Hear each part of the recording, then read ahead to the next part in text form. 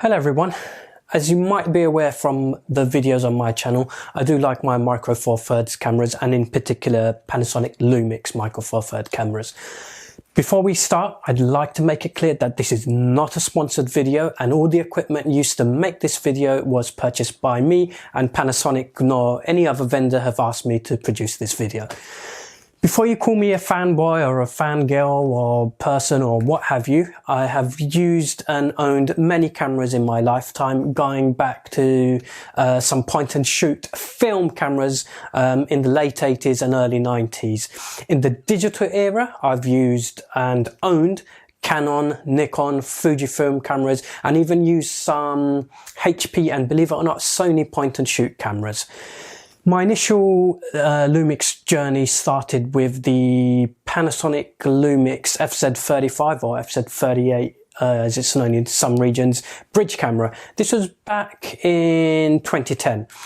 I purchased this camera after trying out, I own a Canon EOS 30D, which is an APS-C DSLR camera, but I used to carry it around with it, carry the camera body around along with lenses, and being that I was primarily shooting pictures on my travels, I found it to be a bit too heavy, big and cumbersome.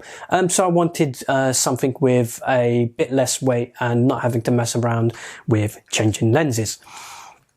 So after reading up online and watching a video review actually on the Panasonic FZ35, FZ38 by Gordon Lane, by the way, this was a time when he had hair, albeit on his chest, I went and purchased the camera. And that was not because of Gordon's hairy chest. I'll link that video in the description. You can take a look and see what you think. Anyway, before I digress, it served me well for a couple of years, and soon after that, unfortunately, I just lost interest in photography, and that went on for about 5 years. I eventually sold the FZ35 onto a friend, and he still has it, and he confirms it still works, and he's even asked me if I want to buy it back off him. I might actually do that one day. When I got back into photography again, which was towards the end of 2017, I opted to purchase a Lumix camera again, and this time it was, I'm just going to grab the Lumix, so I purchased the LX100 Mark I. I wanted a very good point and shoot camera that could do good video, and at the time the LX100 was very much the recommended as a top contender, and it essentially ticked all the boxes for me. I had some good times with the LX100, but soon noticed that the lens range was a bit limiting for me, and the search again came for an interchangeable lens system to buy into.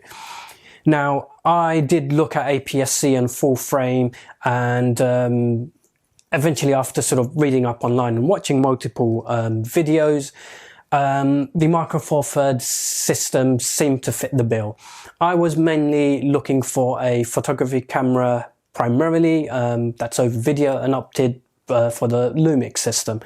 Once again, this was because I was familiar with the system and I liked their menu system over Olympus Micro Four Thirds cameras.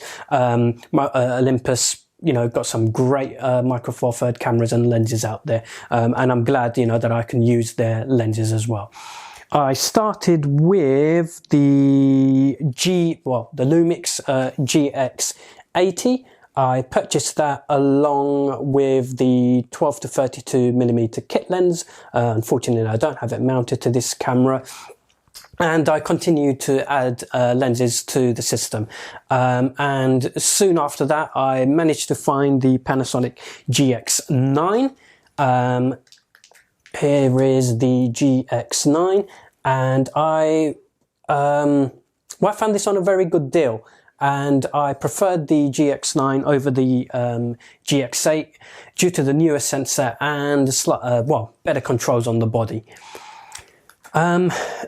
Since the GX9, I did add the Panasonic Lumix G9 early last year, as I found it again at a really good price, and being that Panasonic had made vast improvements on it since its initial release with firmware updates, it was a no-brainer for me purchasing the camera.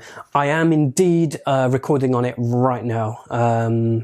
Yeah, for me, the Lumix Micro Four Thirds cameras offers me a good photography tool at a very reasonable price, and the lenses are plentiful. They don't cost too much, and you know, you can get lenses and camera bodies within whatever your budget might be.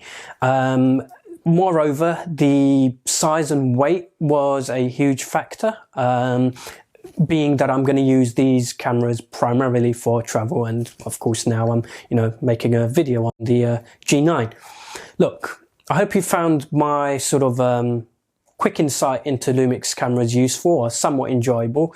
If you are looking at Lumix cameras and have questions, please do feel free to put your question in the comments below, and yeah, I do reply to comments, and until next time, see you then. Cheerio, bye.